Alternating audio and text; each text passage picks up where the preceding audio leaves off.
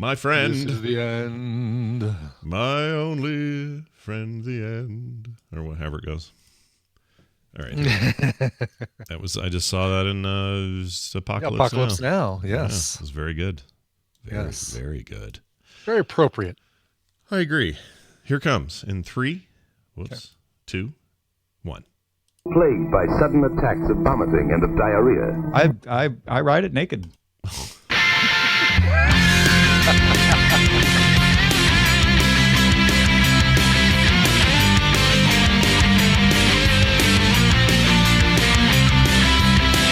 The Morning Stream. You got your Trek nerd in my chin beard. You got your chin beard in my Trek nerd.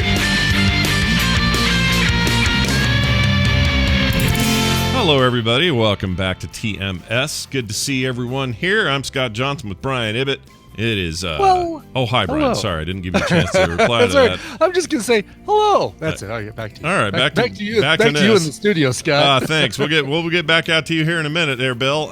Meanwhile, in sports, it's Thursday, February 13th, 2020, and we're here doing a show on a Thursday, and it's very exciting because Wendy's here. Valentine's Day Eve. Oh, yeah, and tomorrow. I think we talked about this before, that you guys kind of do Valentine's Day stuff. Yeah. Crazy Neighbors do Valentine's Day stuff. I was over there the other day, and I walk in, and she says, "Oh, Dave just picked up a really cute little heart-shaped cake pan." And I said, "Oh, that's cool."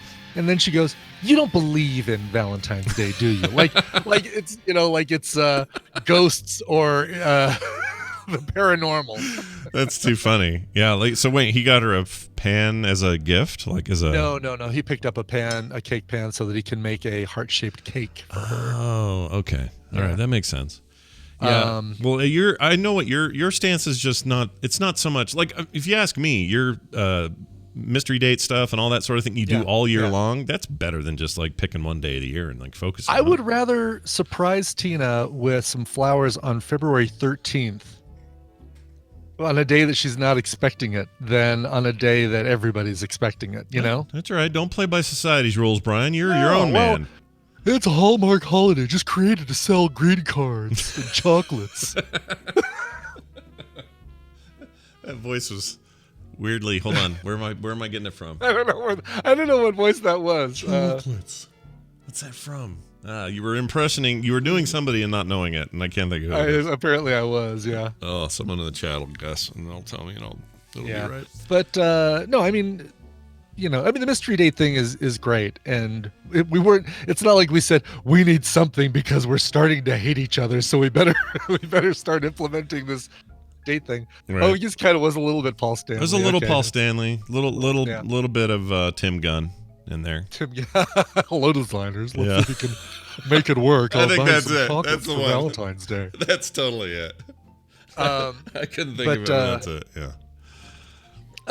No, I mean that's just the way we've always been, and that's good when you find someone for your forever person, as the term is being bandied about in that horrible show, The Bachelor, that Tina and I are stuck watching. Is that what they call it? They call it that? They call it the forever person? The forever person. I hate that so much. That sucks. Yeah. That's an awful really dumb thing. All right. I'm going to. Oh, we're getting visited by Dong Awareness again. Yeah. You mean Talia?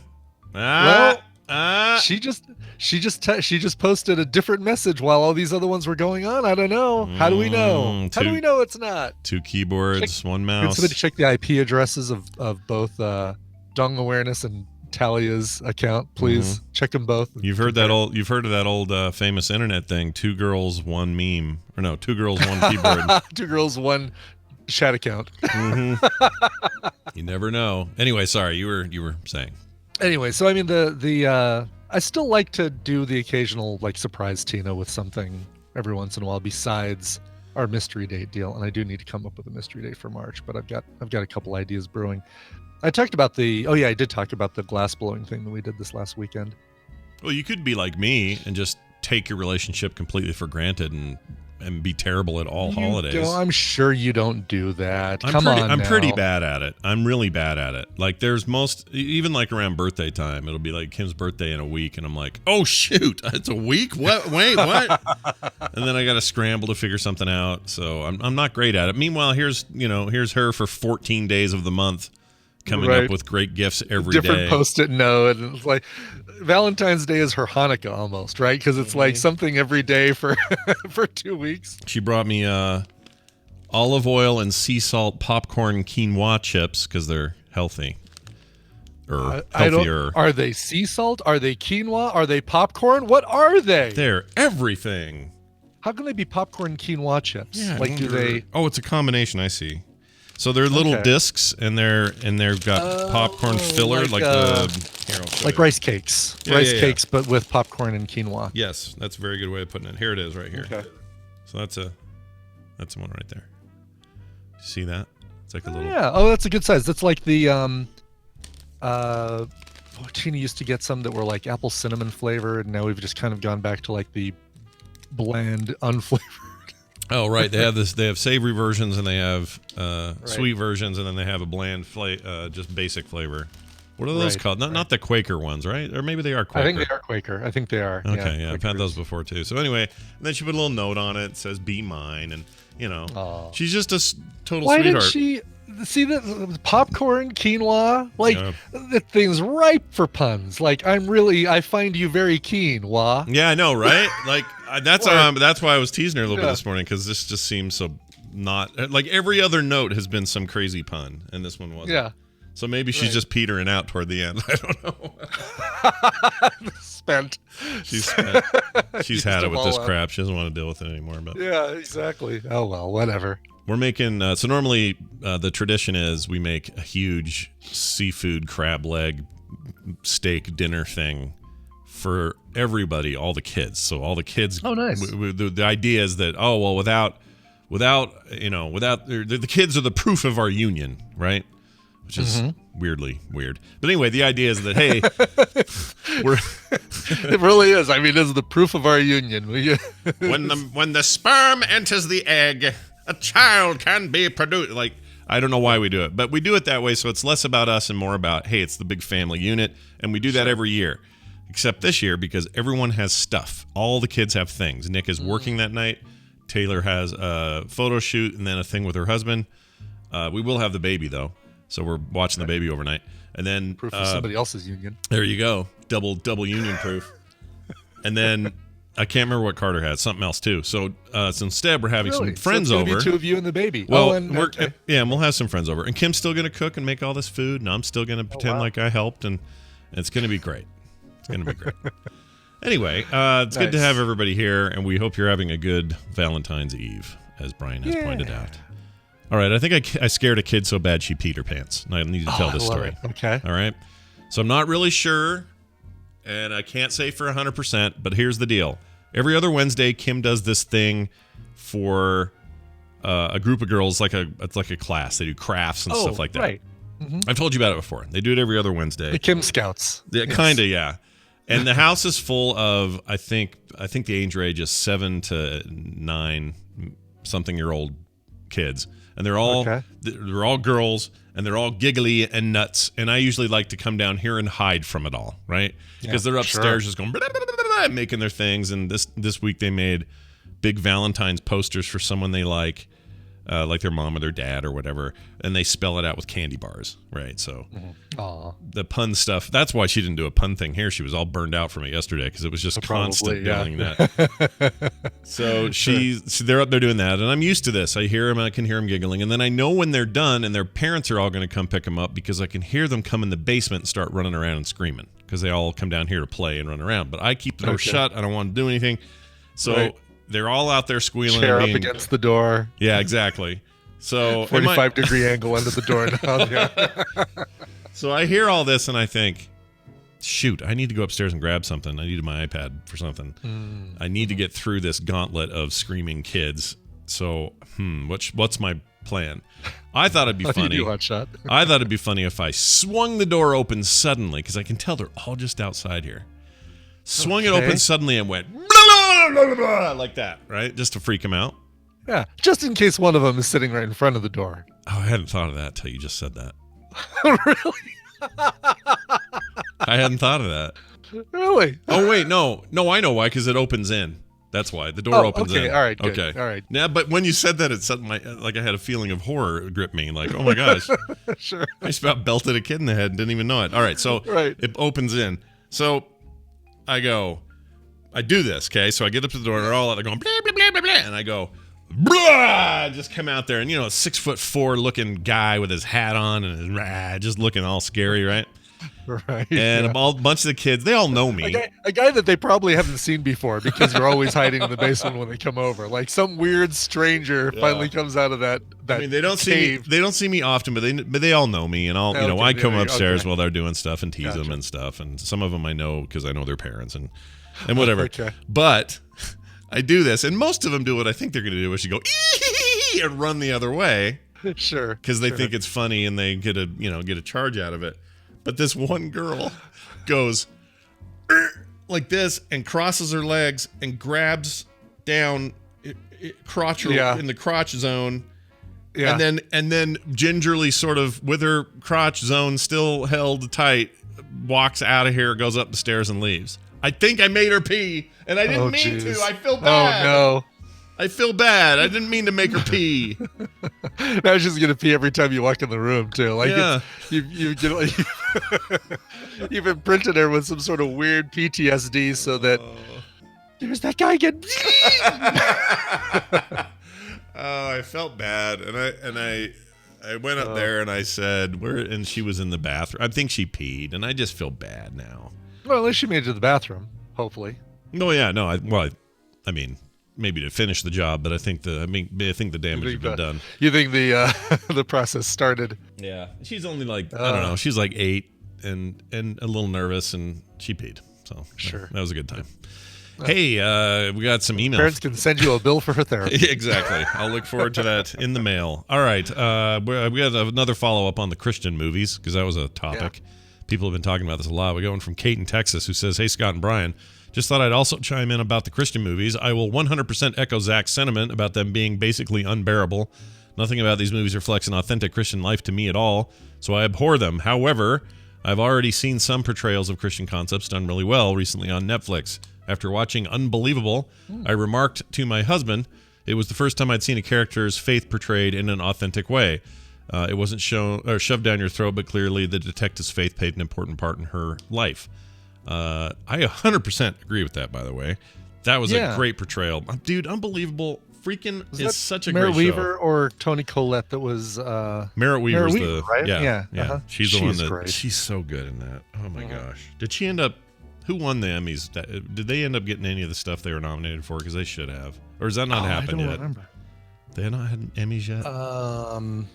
Maybe it hasn't happened yet. They've nominated them. Maybe. No, it would have happened months ago. Let's see. Because they should win. Somebody got here we go. I'm pulling it up. Golden Globes happened. Yeah. And that one, Caitlin Dever, the girl, and Merritt Wever were both nominated for Best Actress. Neither one won. Best Supporting Actress, Toni Collette was nominated. She didn't win.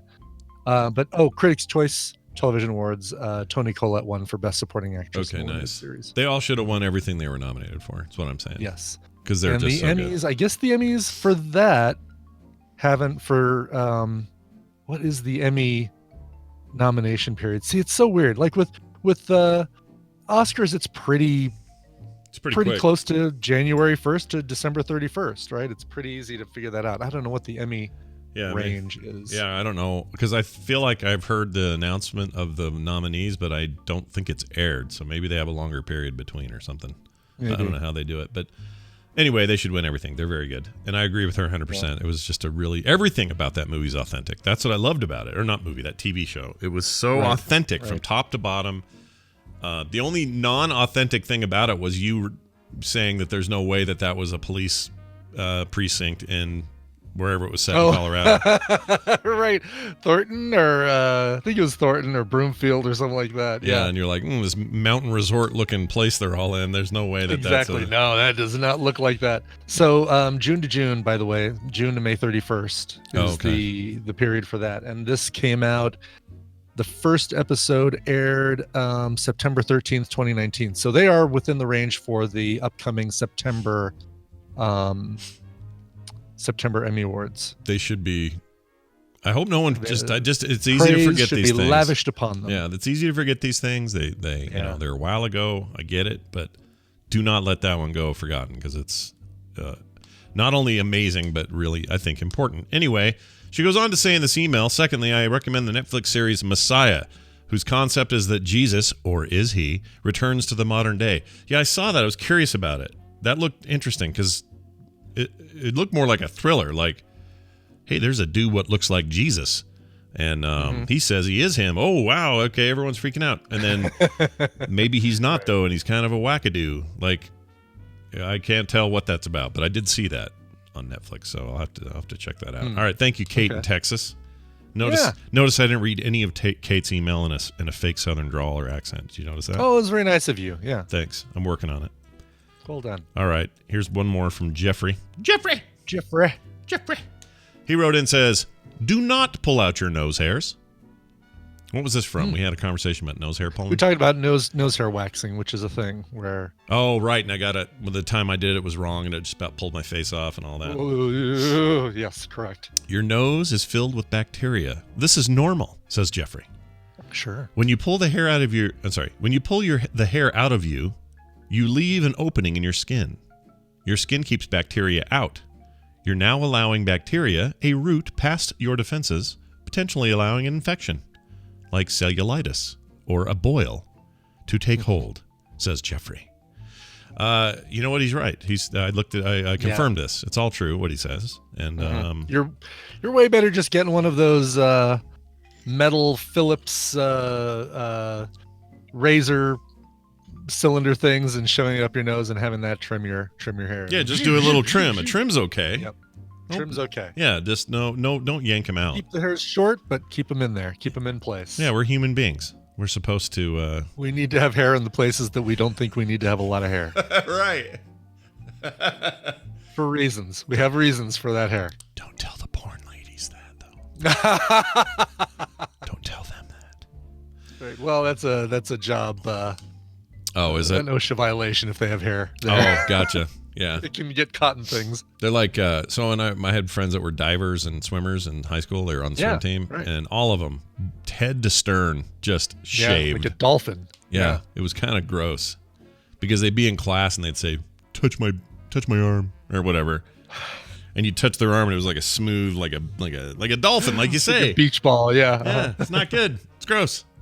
I don't like it. We're meant to have some hair on us, okay? Get some hair. All right. Totally true. It just causes drag. You don't want drag. You don't want anything to stop the water rushing by your body. Did we learn anything from Ford v Ferrari? There you go. All right. Let's do a bit of this because I'm in the mood. Time for the news, brought to you by Coverville. Hey, it happened yesterday. It was a celebration of Peter Gabriel's 70th birthday. So did I play Shock the Monkey? Of course. Did I play Big Time? Of course. Did I play a cover of In Your Eyes? Well, I have 80 to choose from. So yes, I did. A whole bunch of great Peter Gabriel songs, including Peter Gabriel recovering one of his own songs and Peter Gabriel covering a song that features his name in the lyrics. What? That's really a thing. Yeah, I think we've heard it on here. I think you played it on here. Yeah. I think I have. Cape Cod Kwassa Kwassa by Vampire Weekend. Yeah. All of this in a nice, tightly condensed 76-minute episode of Coverville. Go enjoy it as soon as you're done listening to TMS. Coverville.com. Nice. The song that he sings that's a cover of his own work, is that In Your Eyes? Is that the one? No. Because he does do that, doesn't he? Doesn't he have a version of that? He did a whole album full of new versions of his songs, but I didn't pull from that. This was he joined Jools Holland, who is the former keyboardist for the band Squeeze, piano player for the band Squeeze, who has a late night show in the UK called Later with Jools Holland. And it is like this. If I could have my dream job, it would be being the Jools Holland of America and having indie bands and well-known bands in the show where it's all presented in a round. So it's like you're in a circle. All of the bands are are around the center of the circle. Okay. The cameras just swing around from band to band as it goes, and then the audience is around the outside of the entire circle. And you basically, he goes up to this band and says, "All right, it's you guys," and they're from Barleyville in the upper mountains of Scotland or whatever. And then they play, and they says, "All right, over here we've got the Strokes, and they've got a brand new album coming out." And they play, and then at the end of the show, all 6 bands all play together. Doing a cover. Oh, wow. And it's so freaking awesome. And then the camera just kind of, pans around each band, and you've got like 5 vocalists all doing stuff. That seems great. Cool. And chat room says you're out of focus. I think it's because when you put your hand It's because I'm waving and flailing about is my problem. Actually do that. Put your hand out in front of your camera and see if it resets, because you're still blurry. It's weird. Okay, now pull away. Did it do it? Yeah, there it is. Yeah, it reset. Good. Yeah. Cameras. Just need to figure out where I am. Anyway. That would be the best thing. Jules Holland is awesome, and you can find a lot of those shots or a lot of those shows on YouTube and watch them. They're great. YouTube, that's where the kids go. I like it. YouTube. Yeah, YouTube. I'm familiar with it. Boy, am I. Okay. Check this out. This is a great story to start with. Free porn offered to quarantined coronavirus passengers on that cruise. Great. Free porn. Yeah. Perfect, because nothing makes me feel more like diddling than a deadly disease on the other side of my cabin door. That's fun! Yeah, that's what I'm saying. So the Miami Vice give me that stepmother porn real quick, because death is coming. Yeah, maybe Ted Cruz is on the cruise. Isn't he? Well, he was famous for liking one of those, right? Isn't that the deal? He was on Twitter and he liked a dirty movie. It was a stepmom thing. I thought you meant like I think that was the case, right? Yeah, still denies it or whatever. Right. Well, He liked it. He did. Yeah. It was a staff member. Uh-huh. Sure it was, Ted Cruz.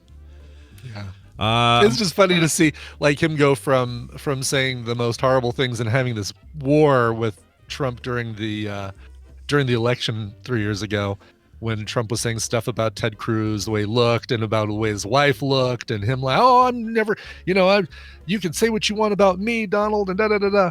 And now, hearing him talk during the whole impeachment trial, "Oh, this is just a travesty. Donald Trump did nothing wrong," and da-da-da. Yeah. It's funny. We're all old enough to remember what it was like in 2016. We remember. Yeah, exactly. We never forget. Never forget. A lot of those guys do that now. Yes. Oh, yeah. There's great video of Lindsey Graham saying electing Donald Trump would be the worst thing for the Republican Party. And we deserve it or something like that. Yeah. Yeah. Now Trump can barely walk because Lindsey Graham is grabbing onto his leg like a toddler. Yeah. More like Lindsey Grab. Lindsey Grab. All right. Anyway. Hey, coronavirus. Free porn. Yeah.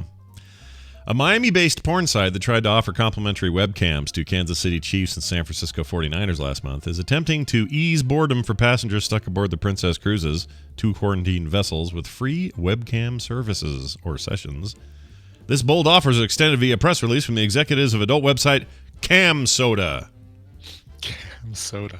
Never heard of it. In some parts of the country, Brian, it's called Cam Pop. I don't know if you knew that. Some people just call it Cam Coke. Yeah. In Atlanta, it's just called Cam Coke.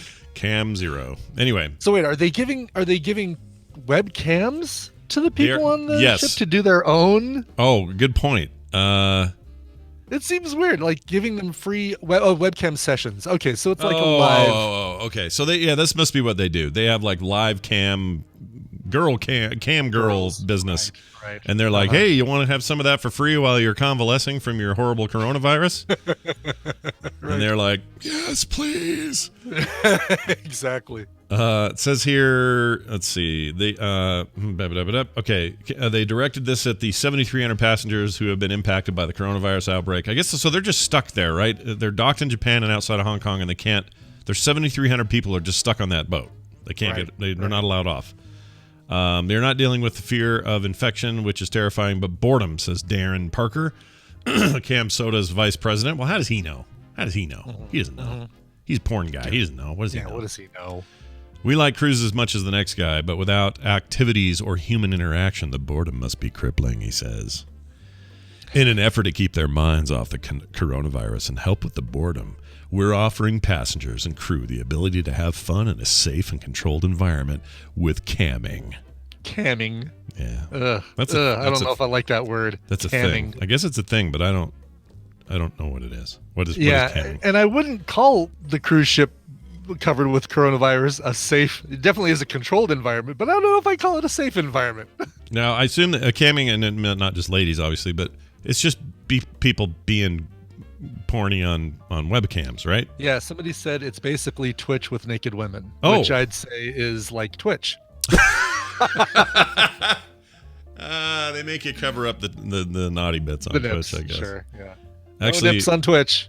One of the days that I was the most mad at Twitch was when we talked about this on Core last night, but our friend Kyle Ferguson and Kristen, they did a thing for Heroes of the Storm. Remember they had like a summer event, and it was like guns out, suns out, or whatever. Oh yeah. And right. Everybody was like wearing funny bikinis and Speedos and all that stuff in that game. Well, those two dressed up in swimwear that day. But not like crazy revealing. He's not in a Speedo and she's not in a teeny weeny type bikini. They were just in like swimming stuff, and Twitch banned them for 2 weeks for that. Which was so crazy because there's so many channels. Like you just go to the Just Chat channel right now. I mean, we're in there, but if you go in there and just like dig around, there is some business in there going on that is really. I mean, it's usually cleavage. As far as the eye can see, cleavage from sea to shining sea. Yeah. On Twitch. Yeah, cleave. And women eating squid, giant squid. Is it funny that there's an old biblical line that says, talking about I think it's in the Ten Commandments, where you're supposed to cleave unto your wife and none else. And I always love the term cleave. Because I was like, cleave. It's not just for tanks in a raid anymore. Cleave is what I need to watch out for because that usually takes out my rogue. Oh, right. Like, no, he's got cleave. All right, I'm hitting from the side. Were you? He's got a tail. Don't go to the back either. Were you in Furt Raid last night? No, I was not. I was at. We're getting ready for trivia. So Chicago is in like 3 weeks, and so I've got to be ready for trivia. So we're doing basically as much pub quiz as we can to kind of get ready for all that. I only ask because apparently they took something hard down last night. Oh, really? Yeah. Oh, man. Yeah. I felt bad because I looked for it because I was being all squinty. It was it was what's her name posted it on Twitter, and I was looking at the image and I could see all these. It's hard to make out the text because her screenshot was a little blurry. Sure. I'm like, where's Brian? Where's Brian? Where's Brian? And I imagine I can go. Yeah, I'll go into our Discord. And I finally just thought, now. Oh, you know where he is? He's probably under the body. He's under the corpse of the thing they killed. Right. Look for Brian's name somewhere above the corpse, pointing to where he was. Where he died. Where he died 2 minutes into the fight. He's in there somewhere. That's I say right. that. That's totally me. I'm projecting. Bummer. I didn't get to go. What fight is it? You know? For them. It would be the second one in the new raid. So we've been able to do the boss that that puts up the pillars that you have to like go and get a shard and then you can destroy a few pillars. Right. But it's the one right after that is shoot. It's the woman dragon lady thing? I'm the worst person to ask this question to. I love this. No, this is good. Yeah. This is good. Yeah. Anyway, so they must have taken her down last night, which is great. Good for them. Good for them. Yeah. Golden Retriever in the news. Do you like Golden Retrievers? Do you like him as a dog? I love Golden Retrievers. That's they're just, they always look like such sweet, friendly dogs. We never had one. We've had Labrador Retriever, and of course we've got our German Shepherd stomach acid mix. How's that going, by the way? It's finally stopped. It finally stopped last night, but basically the entire day. And Tina was gone, so Daisy would come and sit behind my desk, and so the entire afternoon I'm working on stuff and doing Coverville, and every once in a while. Did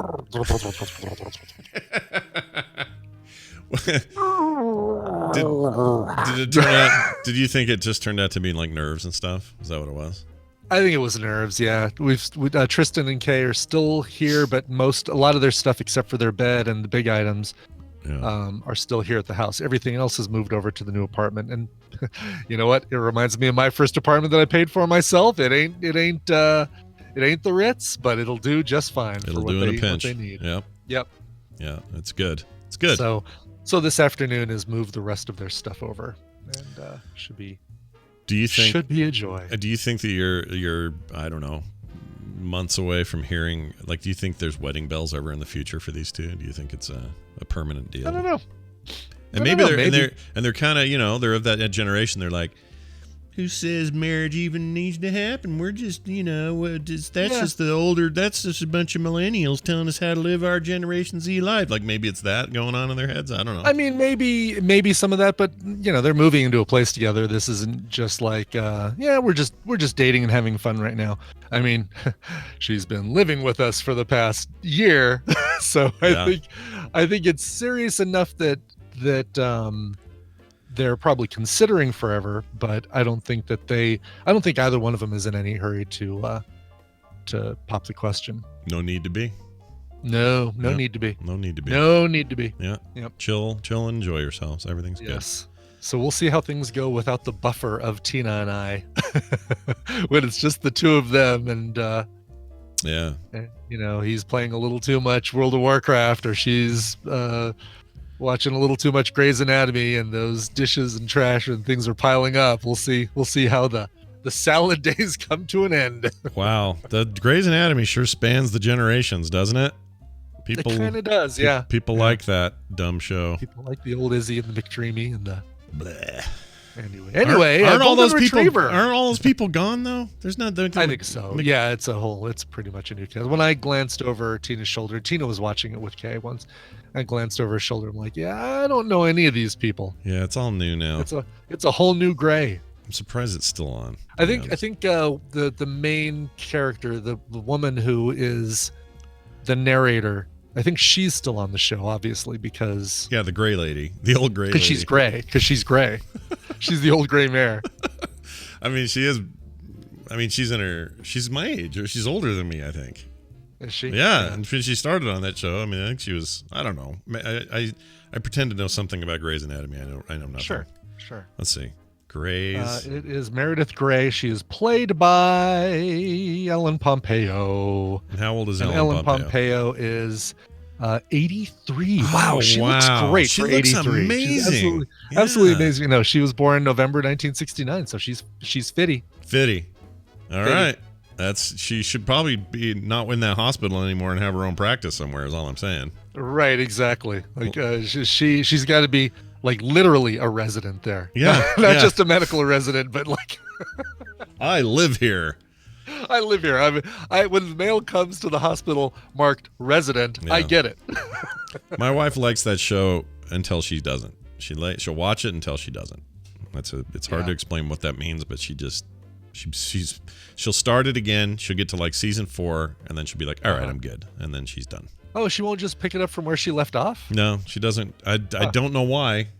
There's something about those early seasons that appeal to her, and maybe they're the best seasons. I don't know. It's like SpongeBob. First three seasons are the only good seasons. I don't know. Anyway, this golden retriever. His name is Findley. Finley, rather. There's no D, I guess. Breaks a world record for the most tennis balls in a mouth at once. Oh, good for him. Yeah. Finally. Someone broke the damn record. Says the golden retriever who broke the world. Set by Pamela DeBar in 1986. Deep cut. That was a deep cut, but very good. Yes. Don't Google image search, folks. No, don't do it. It says here in his job, has cruelly seen his tremendous efforts written off as not an official achievement. However, despite evidence of his world record skill on Instagram, the strict paperwork rules in place by the people at the Guinness World Records says he hasn't met the requirements to have it formally recognized. So we're going to do it instead. This is Finley. He's 6 years old. He can hold 6 tennis balls in his doggo mouth. I don't know about this doggo stuff. Doggo mouth. I don't like that. The whole doggo thing.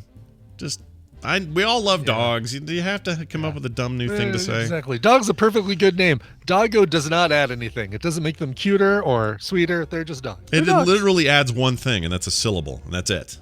Yeah. Just say dog. I don't like it. Doggo. Or puppers. Don't say puppers. Say puppies. Jedi 71 says, man yells at clown. That's what we're doing, apparently. Scott is where I guess so. we are. But it's just well, doggy's fine. We call, we say that, oh, come here, little puppy, and stuff like that. Puppy and doggy's fine. Those are well established. But doggo and pupper. You know what though? I do call Inara a floof sometimes. I'll walk into a room and she's found some catnip and she's rolling on the floor, and I say, oh, look at that floof. Oh. See, I think that's okay. You got your own thing. You're not just following blindly a crowd of people with a new term. You've come up with your own word. I like that. No, I think I saw that term on Twitter or somewhere. All right. Well, then you're also part of the problem. Sorry, right? I'll admit I'm part of the problem. The official record, by the way, is actually on the books. It's from a fellow golden retriever named Augie, who managed 5 balls in its mouth at once in 2003. But 6 is definitely bigger than 5. The trick is to relax the throat muscles. That's what I've heard. It says, describing how he gets 6 tennis balls in his mouth with no human help. They say they say the first 3 or 4 go down with ease. It's never an issue. But for the 5th and 6th balls, he gets his paws involved, holding the balls in place when he pops them in.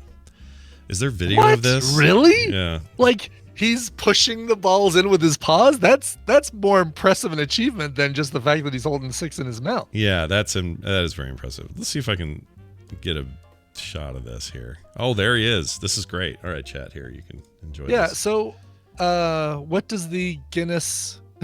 Oh, he's sweet. Look at that little face. Yeah, look at him. Aww. I just want to spend time with that dog.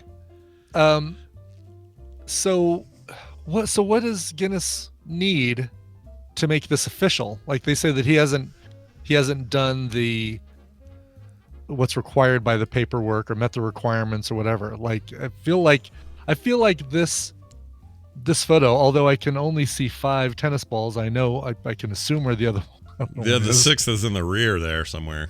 Yeah, like yeah. It's the throat muscles you were talking about, right? That's all that was. Right. But I'm curious. I really want to see how here's how he gets the balls in his mouth with his paws. Yes, I said that. Fine. Go ahead. Brian's just serving these up for you title kittens. All right, the Instagram video is hilarious when he sits down on the grass and then open his mouth and it's like oh, I want to see this now. Okay, hold on. Is it an Instagram video? It's on that Instagram video on the Mirror site, yeah. Oh, here it is. Okay. All right, chat room. Let's see if we can see this together, shall we? Let's pull this up over here.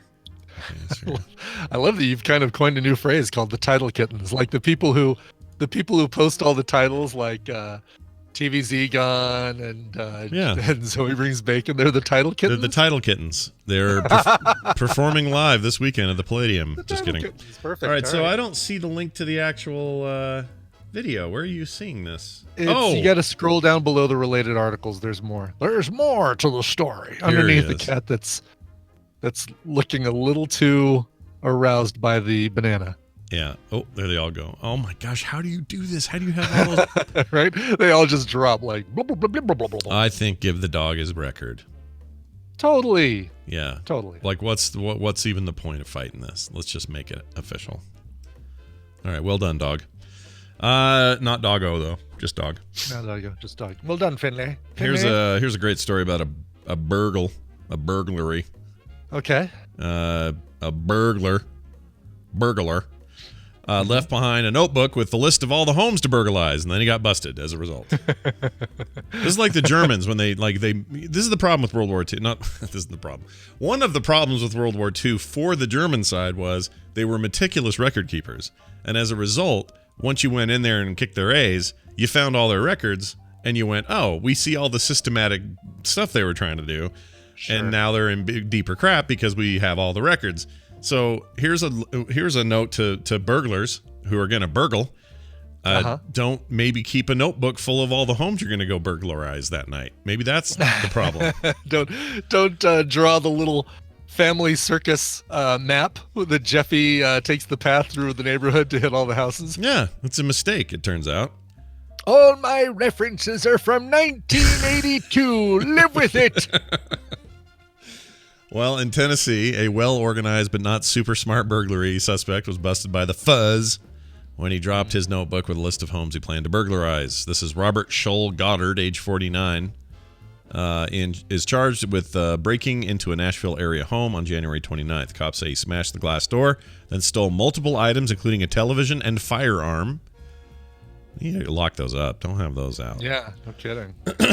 He left the crime journal behind at a house. Where you sit your gun? I put it on top of the TV. Yeah.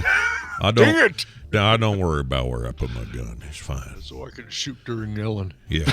I gotta watch my programs. And when I do, I have my gun handy at my side.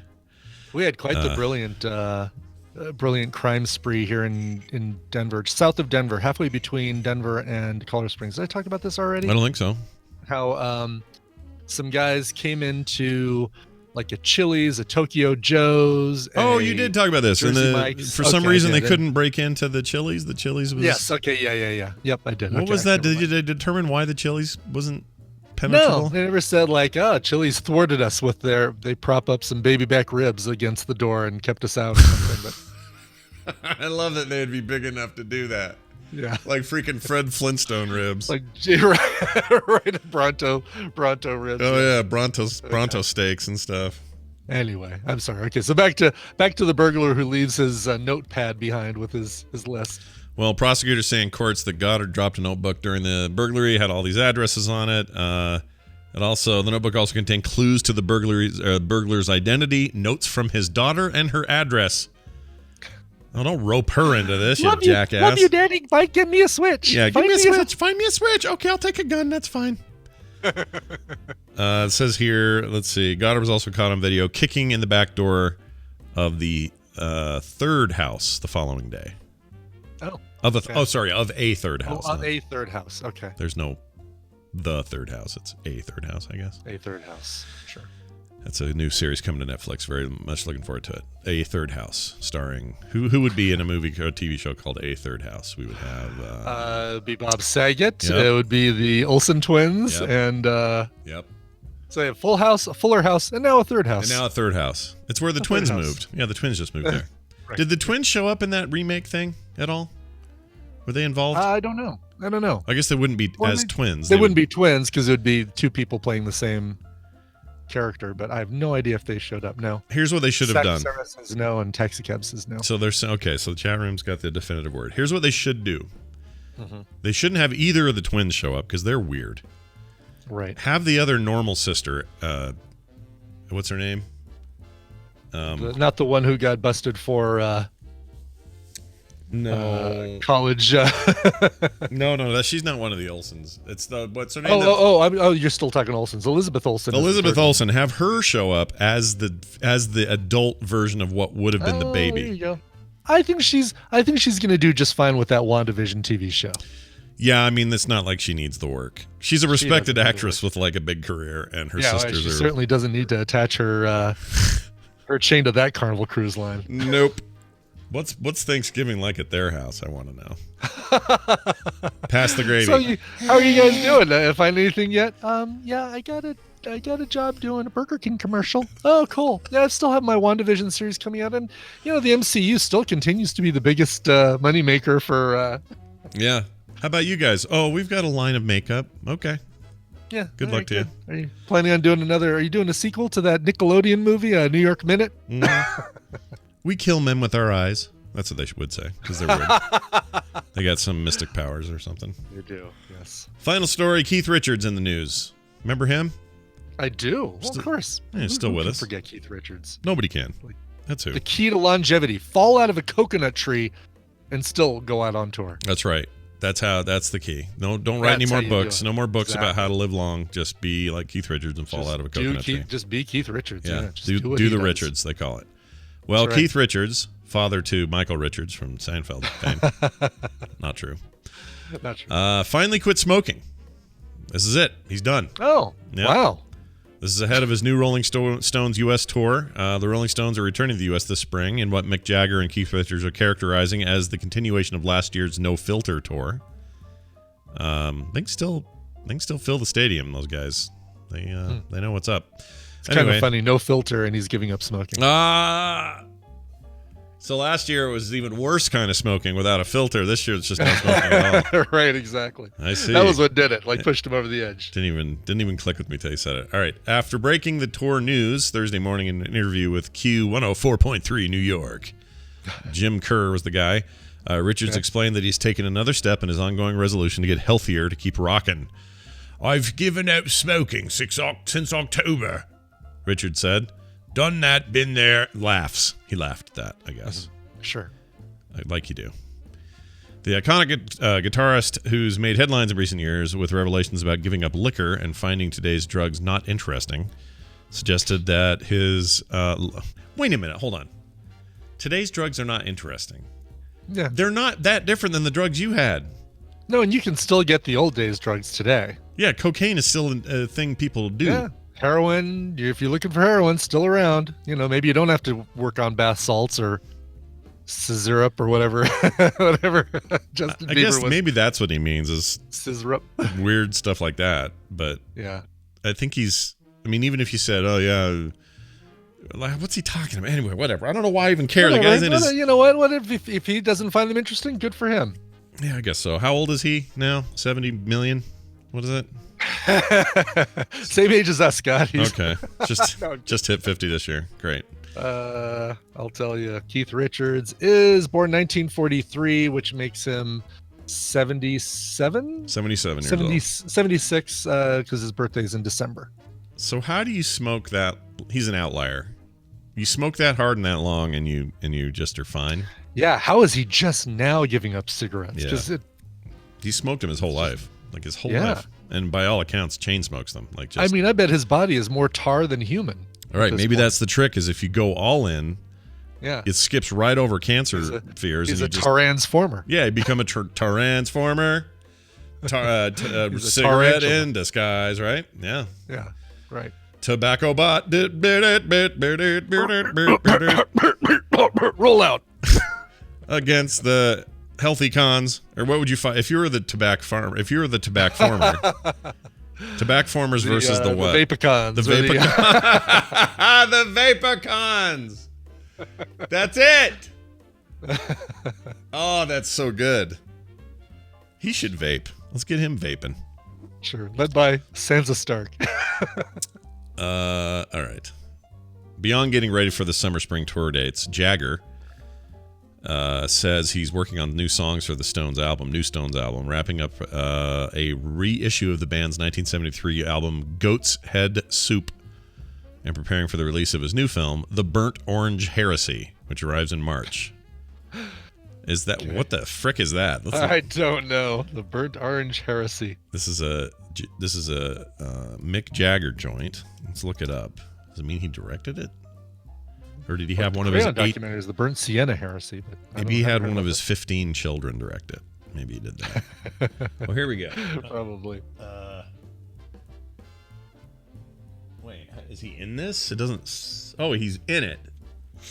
Elizabeth Debicki, Donald Sutherland, Mick Jagger, Rosalind Haystead, a bunch of other names I don't know. I recognize 3 of those names you said. Release is March 6, 2020. Hired to steal a rare painting from one of the most enigmatic painters of all time. An ambitious art dealer becomes consumed by his own greed and insecurity as the operation spins out of control.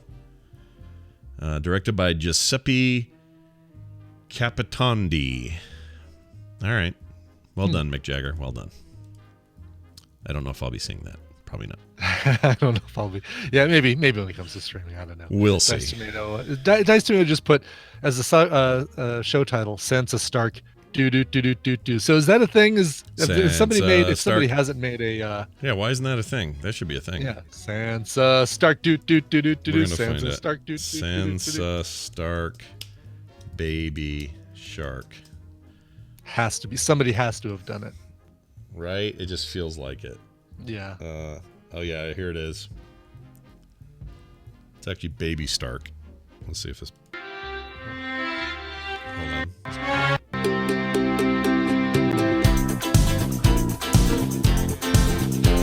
It's a couple of guys on ukuleles.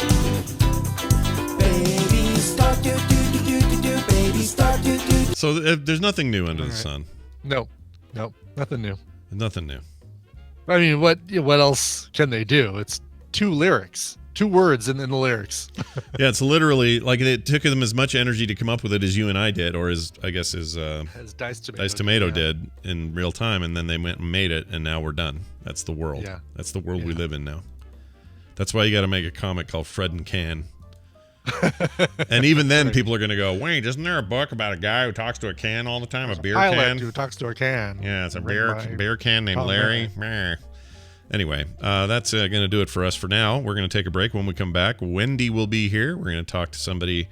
Ooh, speaking of religion, we got a religion question coming up. So that'll be coming up soon. Stick around. Before that, though, a selection of music from Brian Ibbott.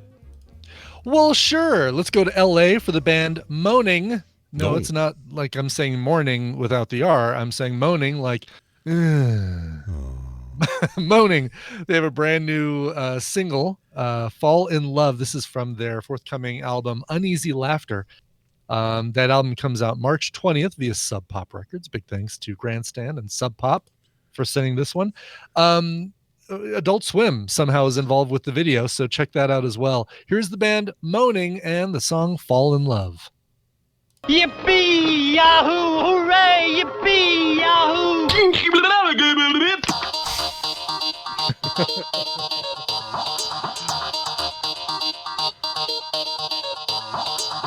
Burn in hell, you little green bastard. This is the morning stream.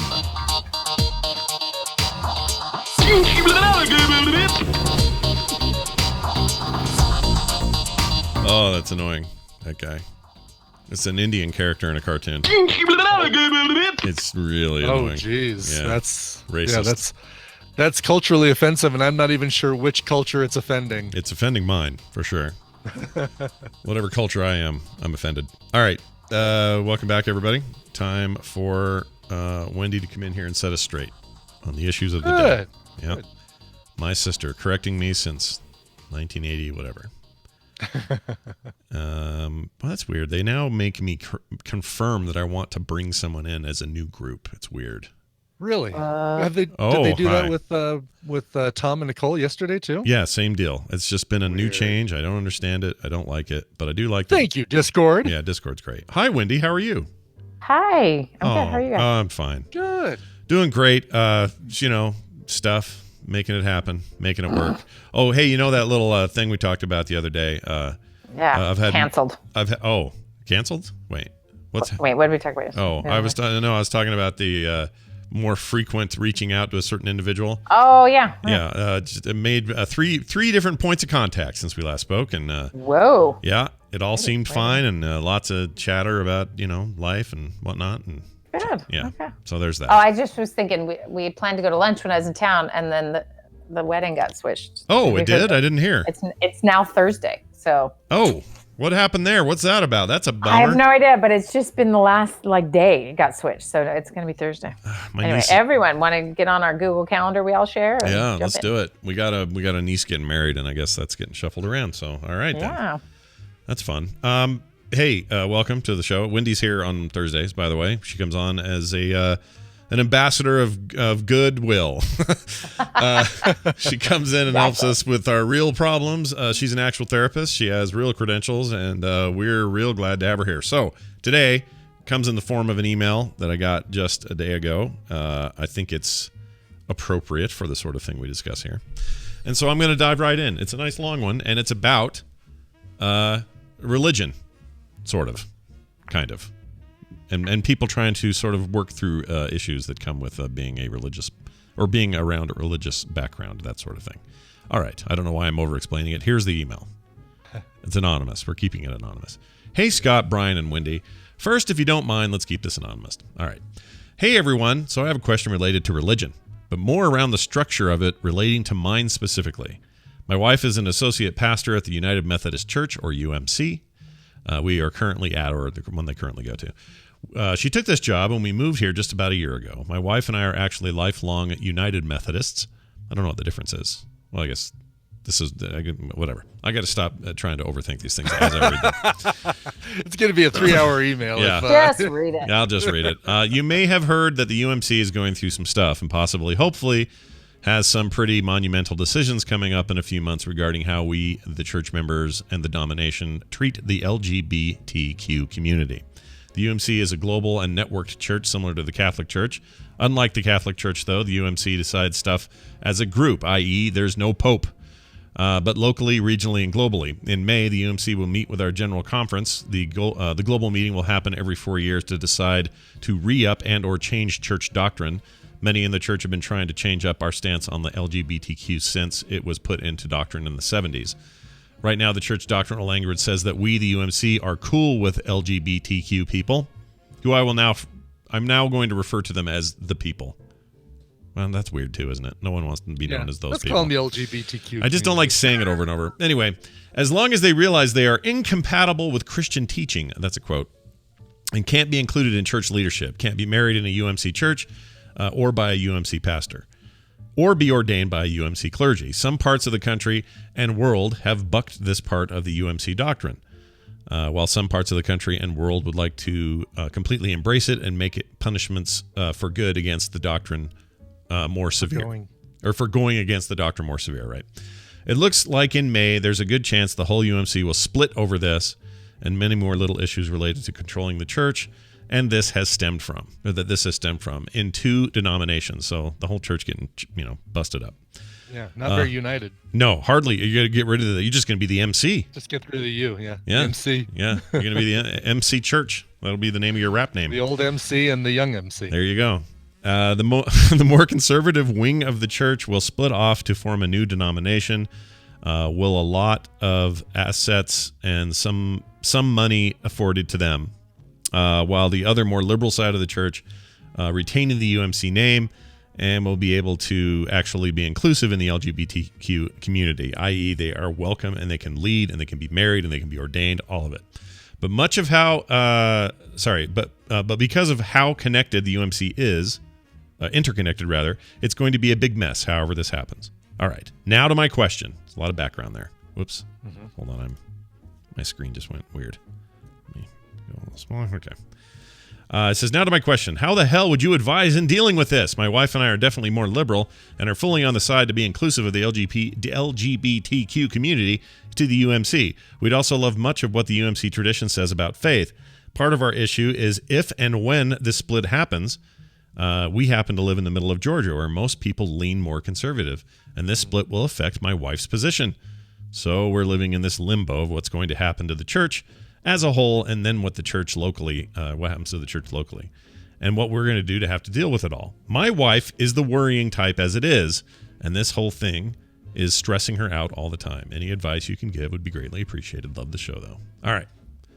So basically, like, do we stick it out because of my wife's job and because we want to stay where we're living, or do we follow the potential split and go where our hearts follow, like, where we don't have a conflict but maybe not have the job that we want or the location that we want? Right. And more fundamentally, it sounds like your very notion that your entire life's system of beliefs and doctrinal sort of standards are being shaken at the core.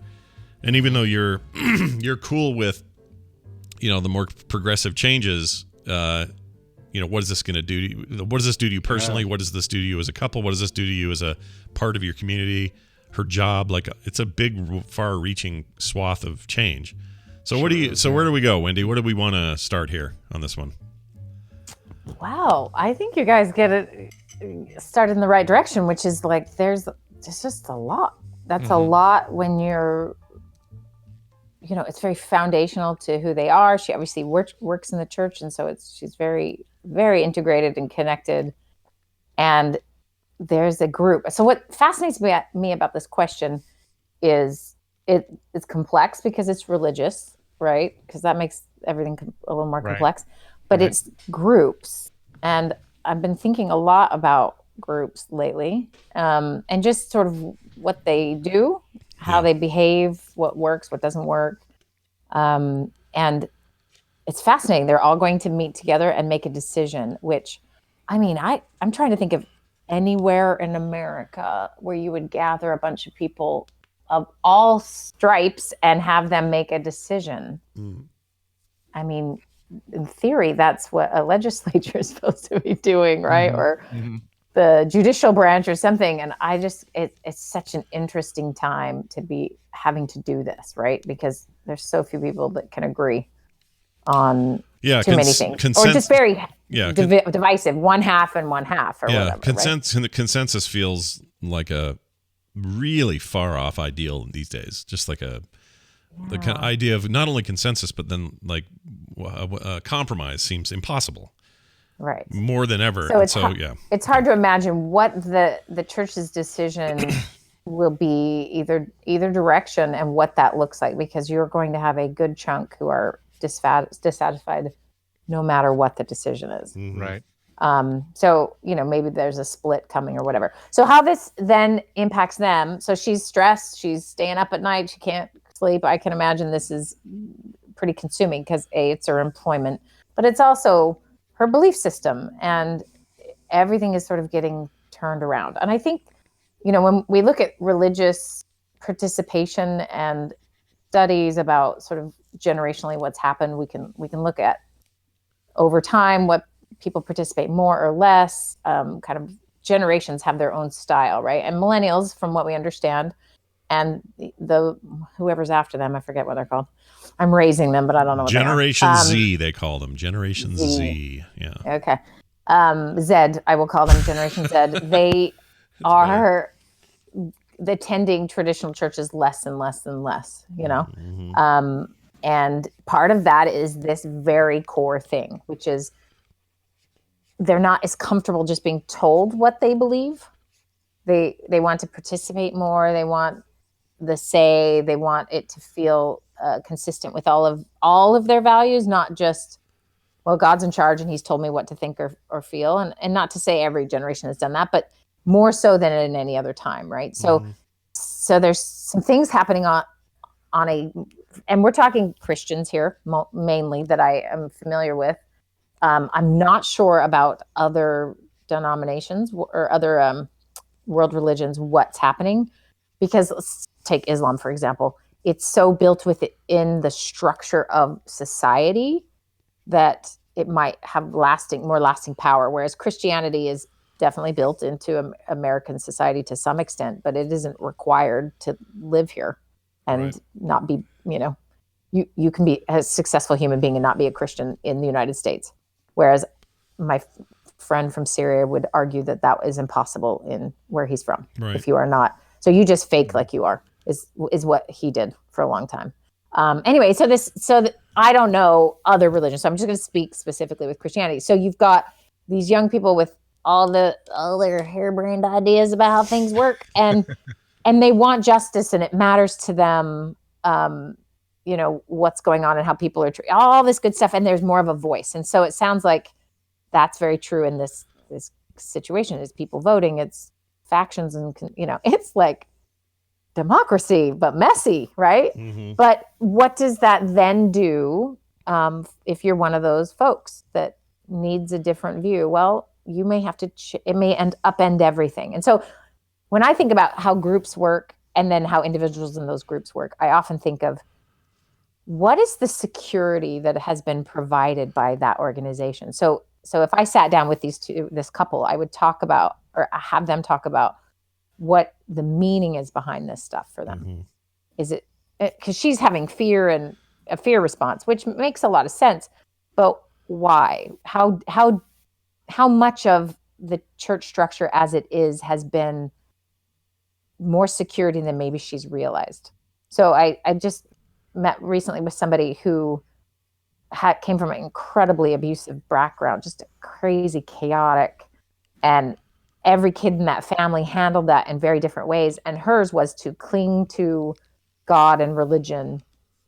And that was the only stable thing in her life, right? It was consistent. The people who she went to church with were consistent, and everything else in her life was just utter chaos, whereas other siblings did other things. So that's an interesting question, I think, to ask anyone in their religious sort of feelings and journey. Like, what does it mean that's beyond your, here's my religious beliefs or my spiritual feelings? Right. Is there more to this? Is stability crucial in your relationship with your church? And so this would be an earthquake, right? Yeah. If that's your case individually. Now, as a collective in a group, it's an earthquake as well. But each individual person has their own sort of journey to wherever they're at. And so that would be something I'd be interested in them exploring, like, what does it really mean? And so some of that would be to prepare them for potentially the inevitable split or potentially the inevitable continuing conflict within the community. Yeah. And that's tricky because it's something you have to grapple with. Yeah. Also, I think one of the what the thing I can't get out of my head with this is this feeling of, it's supposed to be in people's lives. Religion is like this authority in their lives, right? That tells them, here is the way something is. Here's how things are. Here are the rules. Here's what we know. A lot of that stuff comes from biblical stuff, albeit sometimes cherry picky, but nonetheless, you feel like you've been given, the idea is that here's a framework, and if you live in this framework, all is well. So what's happening here is you're being told, for good or for ill, or whether you agree with it or not, you're being told that, oh, okay, well, our old framework, okay, don't forget about the old framework. Here's a new framework. Well, if you can just change the framework, then were you ever telling this? That, you know what I mean? Like, you start to question, well, were you ever telling me the truth? Was any of this ever more than just old men responding to the stuff of the day and then feeding it to us? Or is there something intrinsic in your religion about being able to vacillate or being able to adjust your system based on the times, based on the whatever, because all of those things, it's affected by technology. It's affected by the fact that people live longer now. It's affected by, like, so many parts of society. It's impossible for any organization to just stay the way it was while, King Henry was in charge. So there's got to be some of that, right? Like, in the back of your head, you're just like, well, if this was all, when I was growing up, you told me this was all concrete true, but now you're telling me it's fluid. And that on the conservative side of it probably throws a lot of people, because there's like, no, you told me this. How can it be this? We're not changing for this. That's just you guys being weird. That's the devil's work. We're going to stay over here where it's always been. Like, isn't that that's the core division, right? That's it. Right. And then the other side, this more sort of progressive side, is like, but we need to include others. Like, Jesus taught this. Like, you start to see the gaps in the original dictation and say, that doesn't fit me anymore, or it doesn't fit a bunch of us anymore, or the world has changed and we need, whatever. So yes, I think all those things apply, and they're probably, they're grappling with those things. But then when I take it to the individual psychological level, it's really trying to understand your own need for that, right? Someone might find that refreshing, right? Like, oh, finally, I've been waiting for this. And someone else might, it cracks the very core of who they are. And so finding, sort of she's a pastor, right? Like, she's clearly this is her world. It's her work. Yeah. So I would assume there is a little more going on with her psychology and personal psychology with the church and all of this. Obviously she's responding as such, maybe for the husband a little less so. And so, he's worried, he's looking at her like, oh, are we going to be okay? And also for him, this matters a lot to him. Right. None of us were there when, like, the Nicene Creed decided on the Trinity, right? Like, this has happened before, right? It's happened throughout history with religion, that it changes with times, it changes, they form, they're developed, all sorts of different belief systems. And some question might be why and to what end, and what are the benefits and what is the harm sometimes. And so, but you never thought you'd be at the Nicene Creed meeting and, like, you're alive and you were at the UMC's, this big decision this May. And so it's a little bit, if we had the journals of everyone who'd ever been at these moments would we, see what they were experiencing, because it's just life, right? And so that's a little weird too. Like you're just kind of in a transition place. I think about that a little bit with climate change and our understanding of various things and the way younger people view stuff.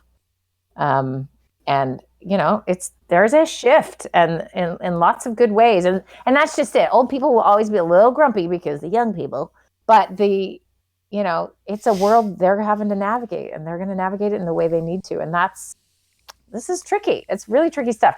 I mean, he didn't say much about its impact on them as a couple, if there's any, conflict with that's also very common. I mean, I see a lot of couples that one is a believer in a system and another is not. One was and is no longer. And, this is a very common challenge within a couple.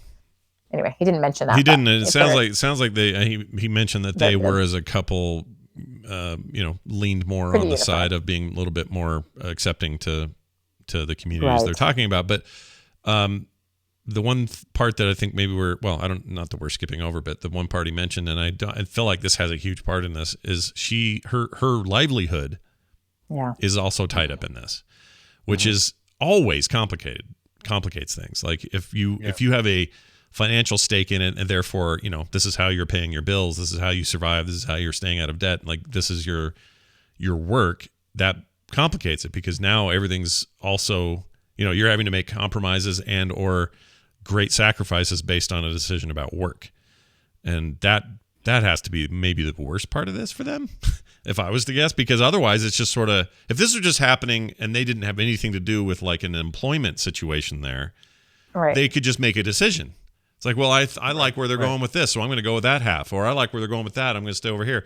Or if it doesn't split, well, we'll still be on the side of, we think things should be more progressive, whatever those things are, and then go about their day to their regular jobs. But this is her job, their livelihood. Yeah. Right. So that to me and is in the the number center one of thing. Georgia, right? Which is it's a place where you might be feeling like you don't have as much choice to go in the direction that feels good, because this is a strong word, but perverse incentives exist all over the place, right? Mm-hmm. So like when your paycheck comes from a particular place, and actually the thing, if you hadn't sent this email, Scott, I was going to suggest that we talk about social contagion today, actually. Oh, all right.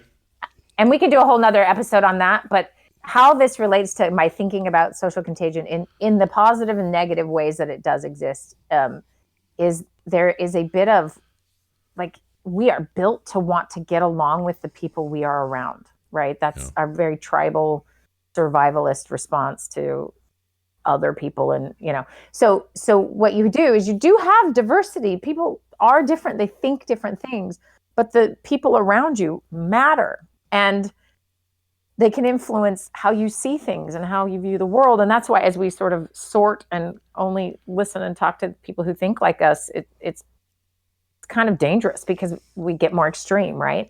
Mm-hmm. It just supports one.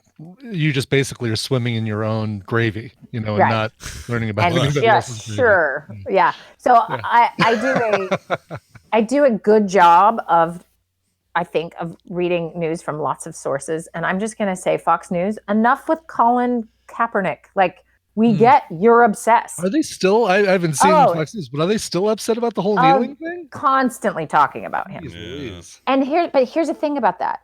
You're talking to your audience wants you to talk about him. Like, that is a bonding, let's be ticked off at this dude. And so to me, that's an obvious example of that. And there's obviously things on the left that do that same thing too, of like, ooh, I'm going to bait my base with this. I'm going to throw the chicken meat that they love, right?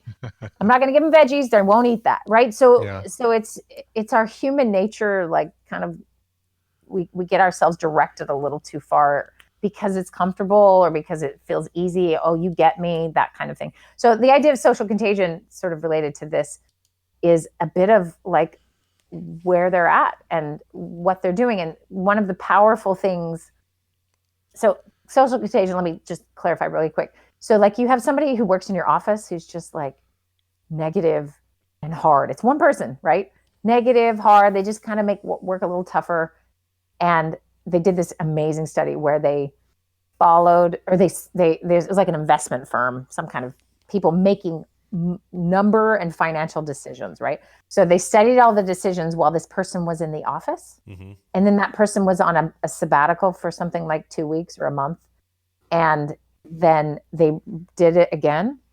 And they monitored what they did, people's moods. They did, and then they looked at their actual work, how they spent the money, how they invested, the math, basically. And everything was different. They were more optimistic. They had, they felt better. And you're like, oh my gosh, one bad egg, it's the worst, right? So that's an example of like an individual having quite a bit of power in this sort of making the whole room feel a certain way. Mm-hmm. And so you have this in groups as well, right? And people's differing in opinions. And so, if you can just get away from us and you stop being annoying, then we can all make different decisions, better decisions. And that's legit.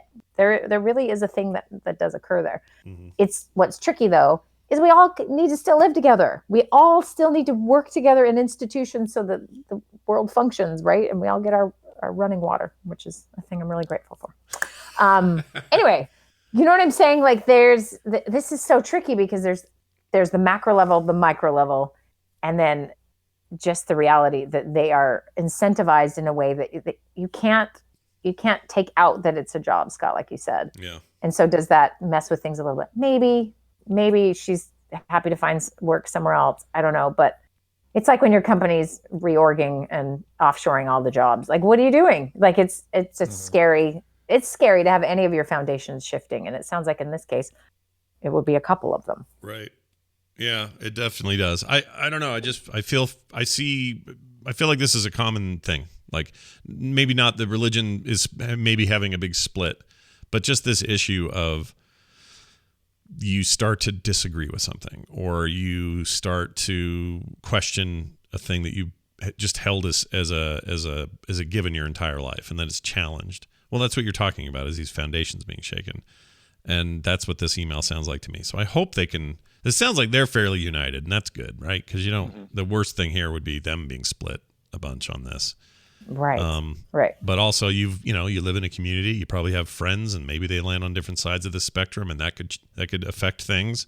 Like I have friends right now, I know that if I said if you say a certain thing in mixed company and you realize, oh shoot, they're super hard on that particular point, and like any kind of religion or politics coming up in a dinner or whatever, all those sorts of things can create rifts that will last for the rest of the relationship. Like that may end it that night, for all you know. If I were them, I'd try to find ways to not do that.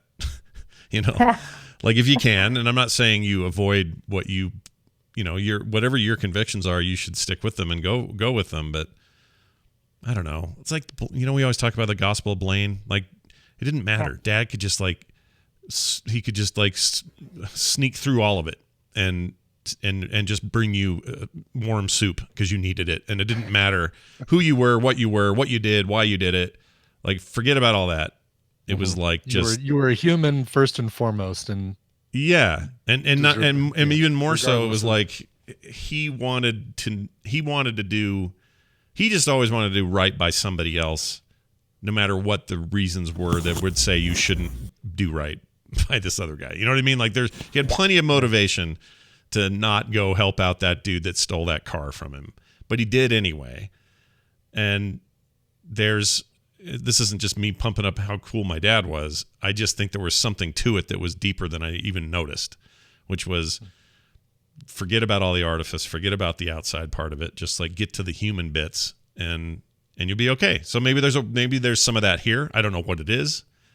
But maybe there's some of that here that they could find. Yeah. And I think all religion, Christianity sort of specifically, is plagued with a bit of like, we're gonna talk about sexuality as the most crucial defining factor here, versus like the actual like you're saying, the human bits. Right. That sounds weird, but yeah. Just and I think that's tricky because you can pick and choose, and I think this is true for all humans. You pick and choose the part that feels good to you, but like Jesus says, sell everything, dude. You're like, yeah, I'm going to skip that part, but I'm going to hate. Oh yeah, people pick and choose already. Yeah, right. And so that's very natural to pick and choose. And so as they are sort of navigating this pick and choosing, it's official big old pick and choosing.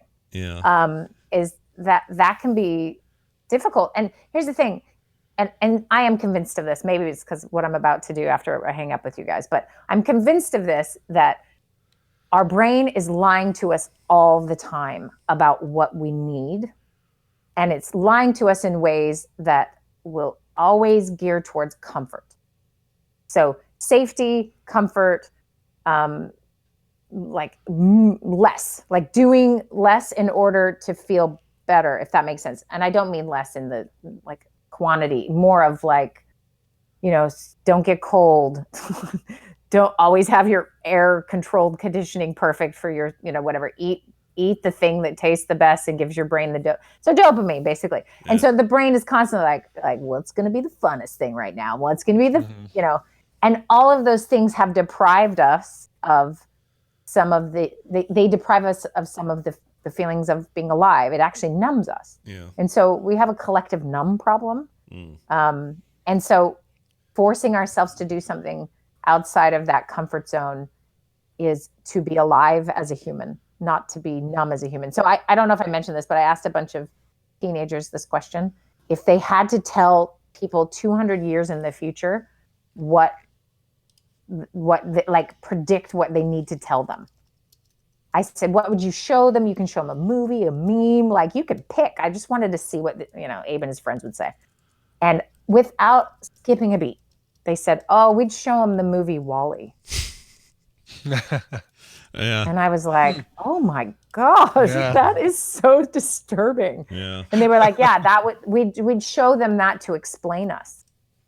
And I'm like, oh, okay. So that's Gen Z people right there. Yeah. Yeah, they know. But that idea of comfort, you lose your bones eventually. Mm-hmm. You know what I'm saying? Like we sacrifice so much of our happiness, our well-being, because if we're always trying to be comfortable. So I will tell you, so Real Steps is going on, nice and strong. People are amazing, by the way. They're such a good group. They are so fun. And it is so fun to talk to them and work with them. So it's going really well. It's great. And today, so if anyone's listening to this show on the thing, plug your ears for a second, because this will be a surprise. But it is, and I'm going to look up the temperature right now. It is, I think, -4. Yeah, it's -4. Oh, wow. Geez. So we had a little cold dip last night. It got up to, it was like a -11 or something. So right now it's -4. I am about to layer up, and I'm going to go to my friend's house, and she has a giant frozen lake in her backyard, because everyone has a giant frozen lake in their backyard here. There's a lot of them. And we are going to do this workout that she has planned for people to do in the health group. And so we're going to do it on this frozen lake and try not to freeze to death and die. Yeah. And talk about forcing yourself to not be comfortable. First of all, we're filming it. Oh my gosh. Oh, wow. Die. That's amazing. You don't ever do this stuff. This is good. No, I really think I'm just going to hold the camera and make her do it. But anyway, so there's that. And I'm going to put hand warmers in my gloves, but we're going to freeze. And anyway, it's this idea of like out of your comfort zone is where your growth is, right? Yeah. So tying this back to these emailers, like it's hard. Your foundation's shifting. There's questions. You're stressed. All of those things are happening. But getting out of your comfort zone is literally the only ways humans grow and change. And also feel, bad things can happen absolutely from change. It's not to say it's all Pollyanna, but there is also a lot of self-knowledge and growth and just pride and, good happiness, chemical vibes that will come from getting out of your comfort zone. So go everyone on a lake today, frozen or not, and work out and just get out of your comfort zone, Yeah. So yeah, it's, not easy, and I'm saying this, and what I want to do really bad is go, because my brain is lying to me. It's telling me, your happiness lies by your space heater. Right. Yeah, you don't want to. This is a great example. I feel this way about the gym today. Kim and I are supposed to go to the gym after the show, and I'm feeling very not like wanting to leave my comfort zone. But yeah, you got to go. If I'm going to work out in -4 degrees, you can. Yeah, if you're doing this, I think I don't have anything to complain about. I don't have to leave the house to get on the bike. Brian's got a And what's bike. funny is He'll be fine. I He's got a good. bike and a VR headset. I'll be out driving my tank in the snow while I'm riding my bike. But Yeah. Totally. I won't You be should cold. blow cold air on you and get like the sensation. Your brain actually, won't know. I do have a fan that does blow air at me while I'm working out, but I should switch it to cold, like ice cold. Just get a bucket of ice Kazakhstan and stick air. your hand in Yeah, there. put your hand in the ice. Dump ice in your crotch or something. Just be Yeah. really cold. Yeah. Please do that. That'd be amazing. That And sounds film really it. We'd good. like None of to see that. it. None of that is happening. All right. Well, this is good. Well, I'm glad you mentioned Real Steps because people should go check it out, realsteps.org.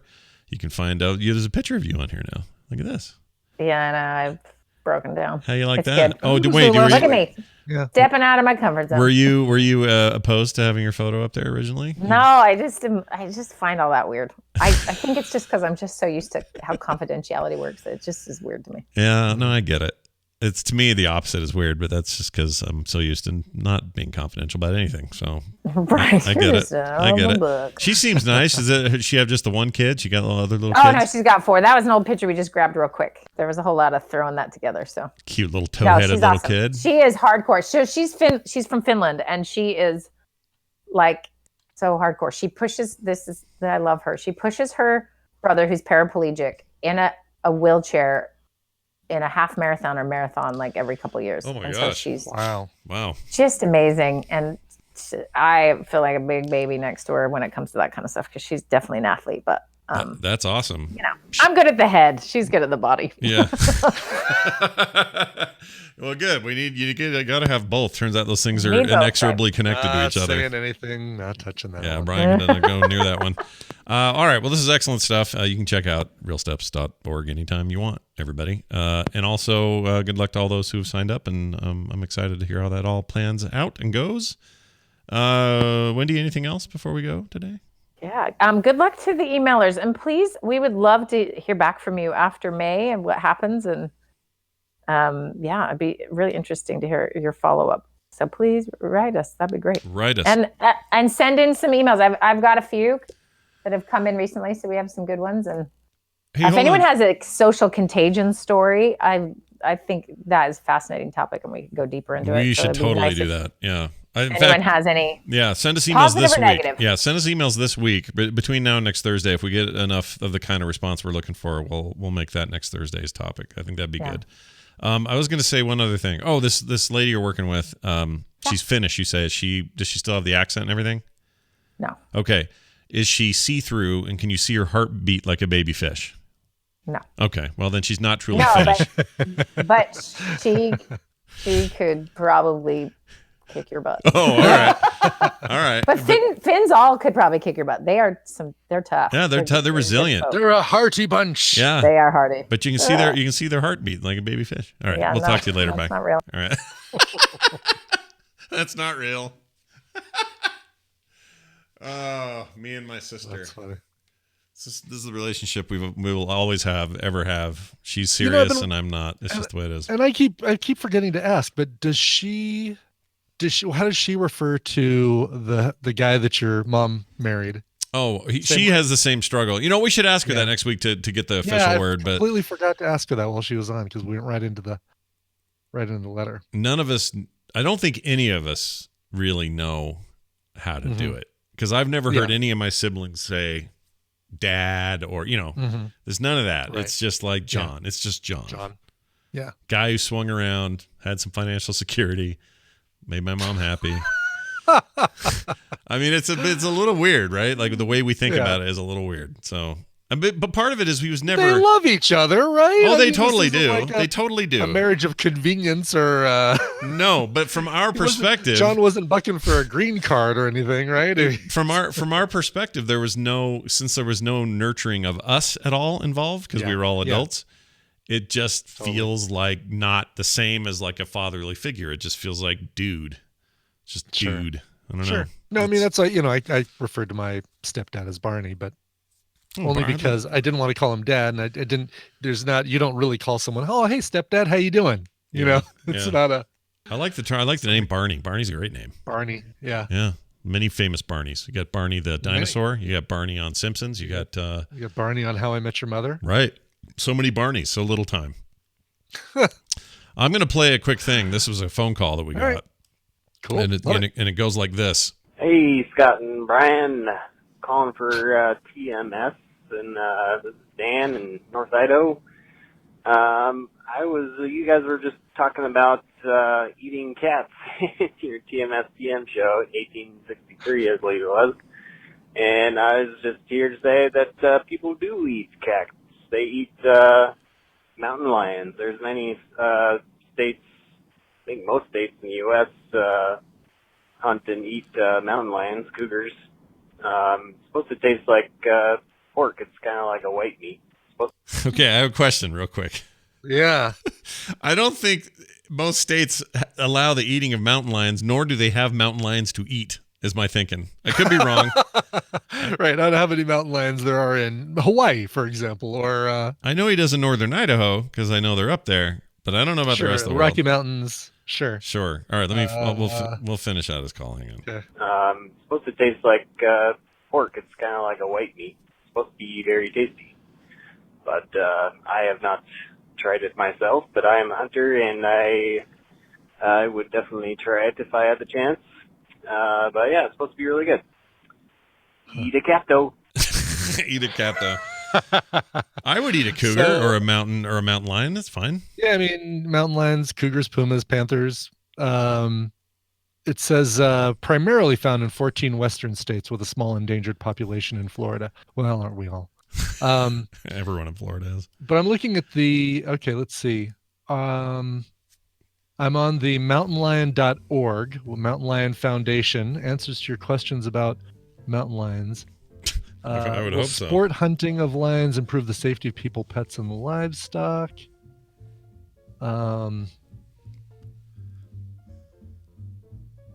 Let's see. Still doesn't say...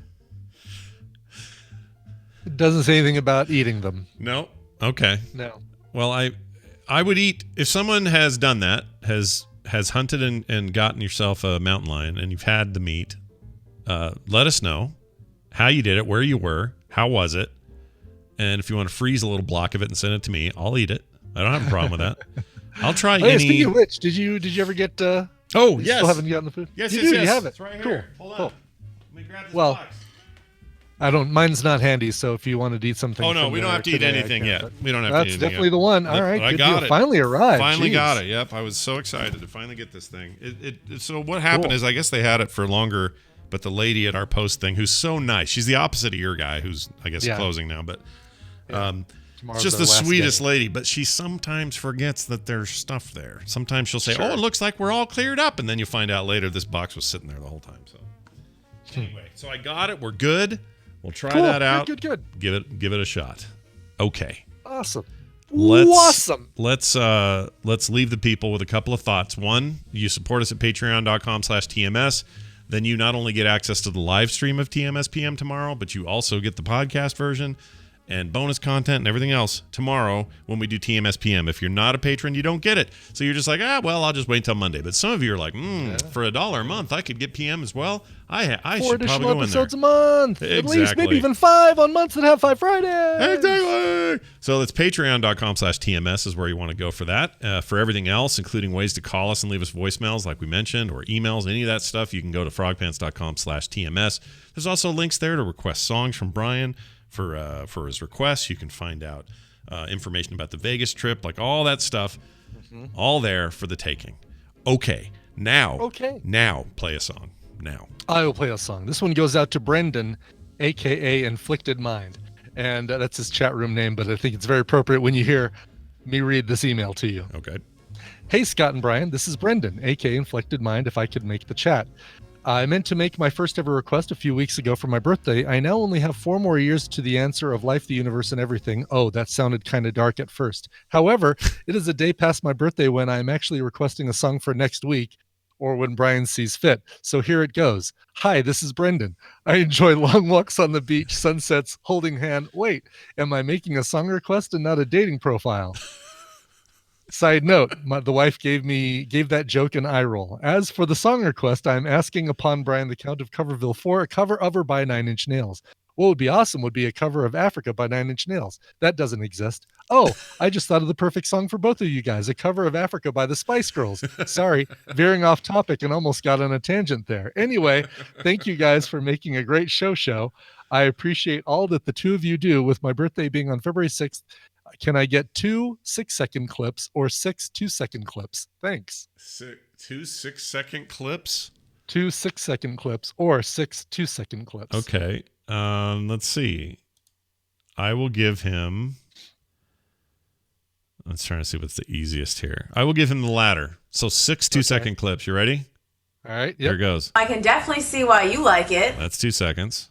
Here's one. Hey, it's too hard to get a fish sandwich. That's 2 seconds. Greatest hits, too. What's your profanity? There's another one. The jury will now retire. Okay.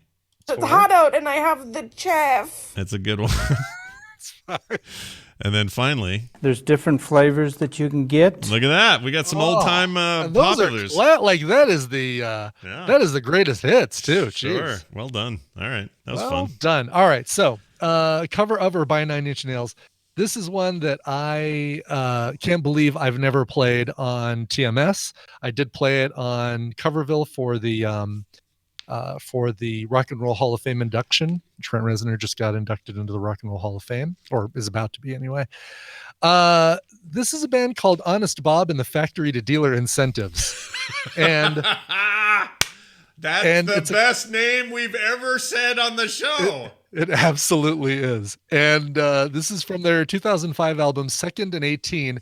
It is a cover of Head Like a Hole, but it is like no other cover of Head Like a Hole you've ever heard before. It is fantastic and is maybe the happiest version of Head Like a Hole you'll ever hear, even with like a 50s style spoken interlude in the middle. Darling, your head is like a hole. Here you go. Honest Bob and the Factory to Dealer Incentives with Head Like a Hole. Enjoy. This show is part of the Frog Pants Network. Frog Pants Network. Get more shows like this at frogpants.com.